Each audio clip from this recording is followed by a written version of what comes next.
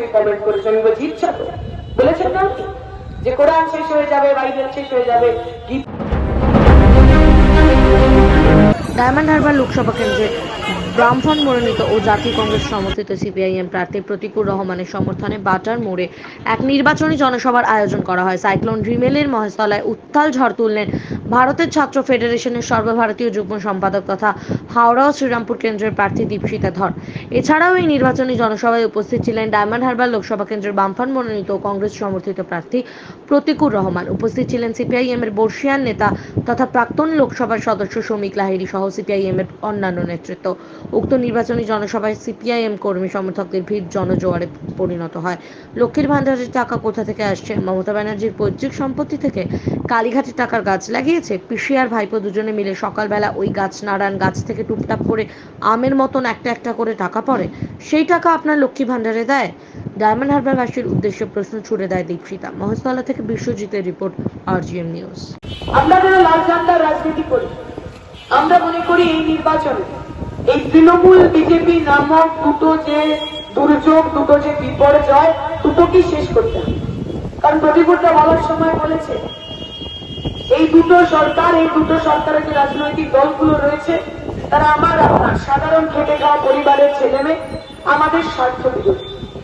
এরা দুজনেই চায় আমরা একটু লেখাপড়া না, এরা দুজনেই চায় আমাদের হাতে স্থায়ী চাকরি না থাকে, এরা দুজনেই চায় আমরা কোনো দাদার কোনো দিদির অনুগামী হয়ে আমাদের আগামী জীবনটা কাটিয়ে ফেলি। আপনারা দেখেছেন যে মানুষ আমার কথা শুনতে পাচ্ছে, তিনি বিজেপির সমর্থক হন, তৃণমূলের সমর্থক হন, আমার প্রত্যেকের কাছে অনুরোধ, আপনার বাড়িতেও তো আমার বয়সী বা প্রতিকূলতার বয়সী একটি ছেলে অথবা মেয়ে আছে, তার মুখের দিকে তাকান, জিজ্ঞেস করুন, ভেবে দেখুন আগামী 5টা বছর, 10টা বছর, আগামী 20টা বছর কি ভবিষ্যৎ দেখতে পান ওর জন্য? স্কুলে পাঠিয়েছেন, কলেজে পাঠিয়েছেন, গ্রাজুয়েশন মাস্টার্স করিয়েছেন, বিএড করিয়েছেন, কাউ ইউনিভার্সিটিতে করিয়েছেন। এই এতগুলো বছর ধরে পড়াশোনা করার পর কি ভবিষ্যৎ দেখতে পাচ্ছেন? চাকরি বাকরি দেখতে পাচ্ছেন? স্থায়ী চাকরি, পার্মানেন্ট চাকরি দেখতে পাচ্ছেন? সরকারি চাকরি আমি ছেড়েই দিলাম। আপনি তৃণমূলের নেতা হন অথবা বিজেপির নেতা, আপনার বাড়িতে আমার বয়সী যে ছেলেটা মেয়েটা রয়েছে, ওর ভবিষ্যতের জন্য তৃণমূল বিজেপি কি অফার করছে আপনার? লক্ষ্মীর ভান্ডার, কন্যাশ্রী, যুবক ওয়েলফেয়ার স্কিম নিয়ে আমাদের কোথাও কোনো অসুবিধা নেই, ওয়েলফেয়ার স্কিম চলুক। কিন্তু আপনিও জানেন ভাতা দিয়ে আমার আপনার বাড়ির ছেলে মেয়েটার ভবিষ্যৎ ঠিক হবে না। তাকে তো আপনি করিয়েছেন, সে তো জানে অনেক কিছু, বোঝে অনেক কিছু, তার তো নানা ধরনের স্কিল রয়েছে, এবিলিটি রয়েছে, দক্ষতা, মেধা। দিতে আসি আমার এমপি ল্যাডের 6 কোটি টাকা, তার টাকা দিয়ে আমরা আত্মমর্যাদা কেন্দ্র, আত্মরক্ষা সমিতি গড়ে তুলব।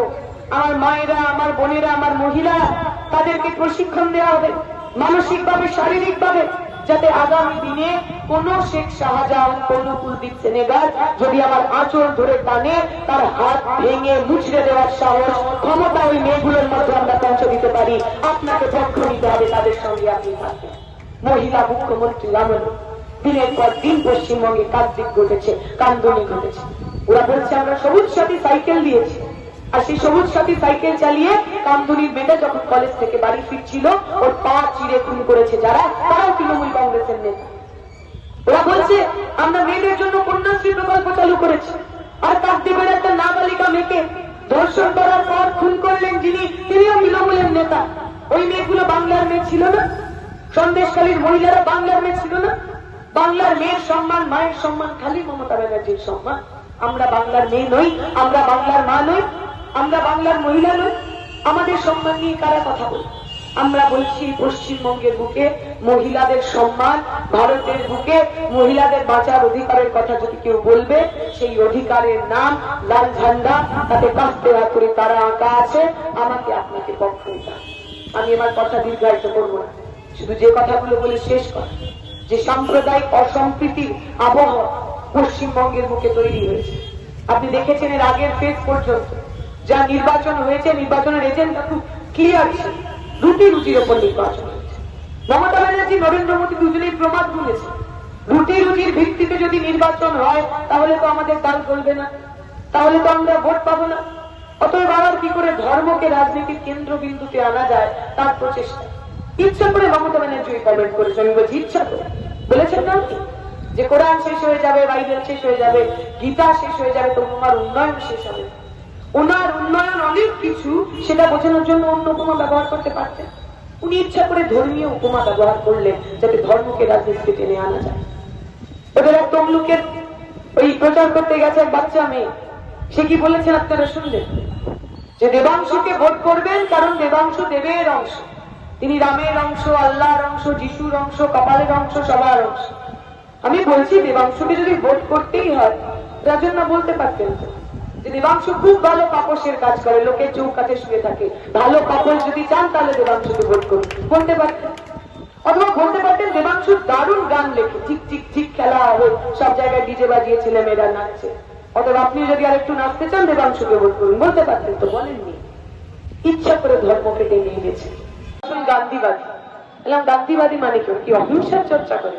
আমি তো দেখলাম প্রত্যেক নির্বাচনের একে মারছে তাকে ধরছে, বলছে না এই গান্ধী সেই গান্ধী না, দেখবি নোটের ওপর গান্ধীজির ছবি থাকে না, ওরা ওই গান্ধীবাদী। যখন যেদিকে বেশি গান্ধী তখন ওরা সেই জামাটা পরে নেয়। যখন তৃণমূলে মাল কামানোর চান্স বেশি তখন সবুজ জামা, যখন বিজেপিতে মাল কামানোর চান্স বেশি তখন কমলা জামা। আমি এটুকু আপনাদের বলতে পারি, 11 সালের পর থেকে অনেক আক্রমণের পরেও এই প্রতিকূল রহমানদের বাড়িতে লাল জামা ছাড়া অন্য কোনো জামা থাকেনি। ওরা আপনার সঙ্গে বেইমানি করবে না, ওরা নিজের দলের সঙ্গে গদ্দারি করেনি। আমি আশা করব এই অঞ্চলের মানুষ, তার পাড়ার ছেলে, তার এলাকার ছেলে প্রতিকূল রহমানকে একটা সুযোগ দেবেন আমাদের কথা, আমাদের প্রজন্মের কথা মাইকে দাঁড়িয়ে পার্লামেন্টের মধ্যে তুলে ধরার জন্য। আমি বিশ্বাস করি এই এলাকায় যারা এজেন্ট বসবেন তারা যদি বুথ আগলে পড়ে থাকেন, সাধারণ মানুষ যদি নিজের ভোটটা নিজে দেন, তাহলে আগামী 4 তারিখ গোটা ডায়মন্ড হারবার জুড়ে আমরা লাল আবির মেখে বিজয় মিছিল করব। কারোর রক্তচক্ষু আমাদের আটকাতে পারবে না। মানুষকে একটু বুঝিয়ে দিন এই ডায়মন্ড হারবার তার পৈতৃক সম্পত্তি নয়। সাধারণ মানুষ যাকে চাইবেন, যিনি সাধারণ মানুষের জন্য কাজ করবেন, তিনি জিতবেন। এই আশা রেখে, এই ভরসা রেখে আমি আমার বক্তব্য শেষ করলাম। সুপ্রিয়া ক্লাস জিন্দাবাদ। এই প্রজন্মের একটা ছেলে মেয়ে থাকবে না? আমার যে মায়েরা মনে করছেন, লক্ষ্মী মায়েরা, যে আমি তো লক্ষ্মীর ভান্ডার, দিদিমণি আমাকে লক্ষ্মীর ভান্ডার দিচ্ছেন, অতএব আমার ভোট মমতা ব্যানার্জির জন্য। এই লক্ষ্মীর ভান্ডারের টাকা কোথা থেকে আসছে?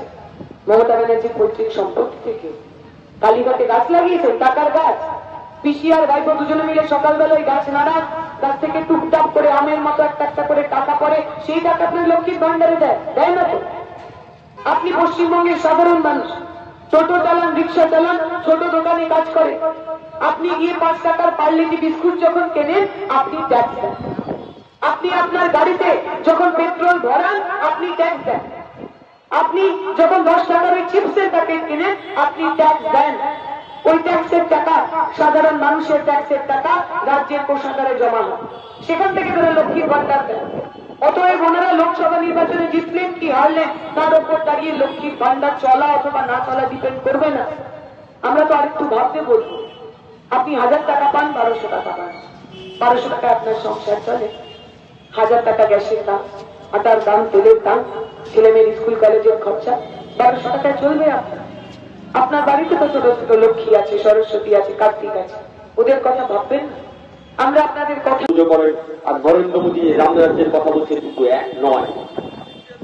নরেন্দ্র মোদীর রাম কি? আপনি যদি রামকে ইংরেজিতে লেখেন RAM রাম, আর থেকে রিলায়েন্স, এ থেকে আদানি, এম থেকে মোহন ভাগবত। আসলে নরেন্দ্র মোদী আম্বানি, আদানি আর মোহন ভাগবতদের ভারতবর্ষ তৈরি করতে চাইছে। এদের বিরুদ্ধে আমাদের লড়াই। দেখতে পাচ্ছেন না কেমন সেটিং হচ্ছে উপরে? ওখানে দাদা বলেছিল বছরে 2 কোটি বেকারের চাকরি দেবে, এখানে বোন বলেছিল বছরে 2 লাখ বেকারের চাকরি দেবে। যখন বেকার যুবকরা বললো চাকরি কোথায়, চাকরি দাও, তখন দাদা বললো পকোড়া ভাজো, আর বোন বললো চপ ভাজো। আমরা বললাম যাকে পকোড়া বলে বাংলাতে তাকে চপ বলে। আসলে তৃণমূল মানে কি? টিএমসি মানে তেল মুড়ি চপ, আর তৃণমূলের ঢপ। এই ঢপের চপ পশ্চিমবঙ্গে বেশি দিন চলবে না। বাংলার মানুষ মুখ খোলা শুরু করেছে। শিল্প কোথায়? বললো কেন শিল্প হচ্ছে না? রচনা ব্যানার্জি এবারে ইটভাটার চিমনি থেকে ধোঁয়া আমাকে শিল্প বলে। বললো শিল্প তো আমরা চারদিকে করছি। আপনার বাড়ির সন্তানকে তৃণমূল কন্ট্রাকচুয়াল কাজ করাচ্ছে, যে সিভিল পুলিশ রাস্তায় কাজ করছে, ও মাইনে পাচ্ছে না, ওই টাকা দিয়ে চলে নাকি? সব সিভিল পুলিশ তো খারাপ নয়, সব পুলিশ তো খারাপ নয়। কন্ট্রাকচুয়াল লেবার দিয়ে কাজ চালানোর চেষ্টা করা হচ্ছে। সবেতে সিভিক বললো, পুলিশ সিভিক হবে, মাস্টার সিভিক হবে, মাঝখানে বললো ডাক্তারও সিভিক হবে। আমি তৃণমূলের কাছে প্রশ্ন করতে চাই, ডাক্তার যদি সিভিক হয়, মাস্টার যদি সিভিক হয়, পুলিশ যদি সিভিক হয়, তাহলে আপনি কেন আছেন? আপনি নবান্ন থেকে পদত্যাগ করুন, আমার সিভিক মুখ্যমন্ত্রী দিয়ে চালিয়ে নেবো, অন্তত রাজ্যটা বেঁচে যাবে। পশ্চিমবঙ্গের মাটিতে দুটো মানুষ দুবেলা দুমুঠো দিয়ে আপনার বাড়ির ভান্ডারকে তৃণমূল কংগ্রেস লুট করতে চাইছে। দেখতে পাচ্ছেন না সন্দেশখালীতে কি হলো? এমন ভয়ের পরিবেশ তৈরি করে রেখেছে সন্দেশখালীতে। রাত্রেবেলা তৃণমূল এসে ঠকঠক করে দরজায় কড়া নাড়ছে। বৃদ্ধা বাবা যখন দরজা খুলছে, দেখছে তৃণমূলের মস্তান নেতা দাঁড়িয়ে আছে। বলছে কি চাই? বলছে বাড়িতে বৌমা আছে। রাত্রেবেলা তৃণমূলের দাদা ডেকেছে, রাত্রেবেলা পিঠে খাওয়ার জন্য অফিসে যেতে হবে। বাড়িতে বৃদ্ধা বাবা, এমন অবস্থা হয়েছে, এমন ভয়ের পরিবেশ পরিস্থিতি তৈরি করে রেখেছে, জুতোটা খুলে ঠাকিয়ে তৃণমূল নেতার গালে দুটো চড় মারতে পারছে না। প্রার্থী দুবারের সাংসদ অভিষেক ব্যানার্জির অপোজিটে রয়েছে প্রতিকুর রহমান, কি বলবেন? প্রতিকুরটা আমাদের সবচেয়ে heavy weight maker. Pratikur Rahman Abhishek ব্যানার্জিকে হারাবে, ডায়মন্ড হারবার। দিদি, আজকে আমরা দেখেছি যে সাইরা শাহ আলিমের একটা র্যালি ছিল এবং যেখানে কি হয়েছে, মীনাক্ষীদিকে দেখতে পেয়েছিলাম পুলিশের সঙ্গে ধস্তাধস্তি, ঠিক আছে, বা রিপ্লেট বিলি করতে দেয়নি। কি বলবেন এই ব্যাপারটা নিয়ে? ওরা মনে করছে হরিশ চ্যাটার্জি স্ত্রী ওদের পারিবারিক সম্পত্তি হয়ে গেছে। এই যে রাজতান্ত্রিক মনোভাব, যে জমিদারি মনোভাব, এই জমিদারি মনোভাবকেই আগামী দিনে সাধারণ মানুষ ভোট দিয়ে দেখবে। দিদি, আর একটা জিনিস দেখা গেছে যে আপনাদের সময় তো ওবিসি সার্টিফিকেট হয়েছে, কিন্তু দেখা যাচ্ছে যে শিক্ষা নিয়ে দুর্নীতি, চাকরি নিয়ে কাউকে সার্টিফিকেট দিন। হ্যাঁ, শিক্ষা নিয়ে দুর্নীতি, চাকরি নিয়ে দুর্নীতি, এখন দেখা যাচ্ছে ওবিসি সার্টিফিকেট নিয়েও দুর্নীতি। মমতা ব্যানার্জি সমস্ত কিছু 11 সালের পর থেকে যা যা করেছেন সবটাতে জল মেশানো, সবটা গন্ডগোলে, এবং যদি সমস্ত কিছু যাচ হয় তাহলে দেখা যাবে মমতা ব্যানার্জি সমস্ত কিছু যা করেছেন সবই বাতিল। ডায়মন্ড হারবারের বিজেপি প্রার্থী বলছে যে আপনাদের মাইক্রোস্কোপের তলায় বিধানসভায় আপনাদের জায়গা নেই, শূন্য।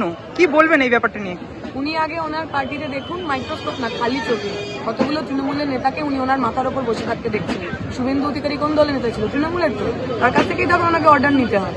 তাহলে যে লোকগুলো নিজের পার্টির ঠিক নেই, নিজের দলের ঠিক নেই, তারা আবার আমাদের কি বলবে?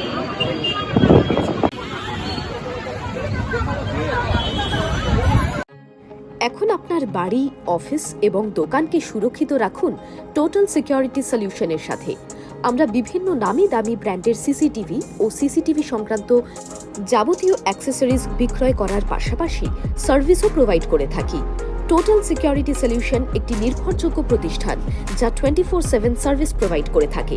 তাছাড়া এই প্রতিষ্ঠান দীর্ঘদিন ধরে যত্ন সহকারে দোকান, বাড়ি, কারখানা, স্কুল, নার্সিংহোম, হোটেল, রেস্টুরেন্ট, শোরুমগুলিতে পরিষেবা দিয়ে চলেছে। আমাদের এখানে প্রশিক্ষণপ্রাপ্ত টেকনিশিয়ান দ্বারা কাজ করানো হয়। আমাদের ঠিকানা গার্ডেন রিচ, মেটিয়া ব্রুজ, কলকাতা 700024। বিশদে জানতে যোগাযোগ করুন 7003047447। লাইক, শেয়ার, ফলো করুন আমাদের ফেসবুক পেজ RGM নিউজ ও ফলো করুন ইনস্টাগ্রাম, ফলো করুন আমাদের RGM নিউজ। সঙ্গে থাকতে দেখতে থাকুন RGM নিউজ, আপনার এলাকার খবর সবার আগে।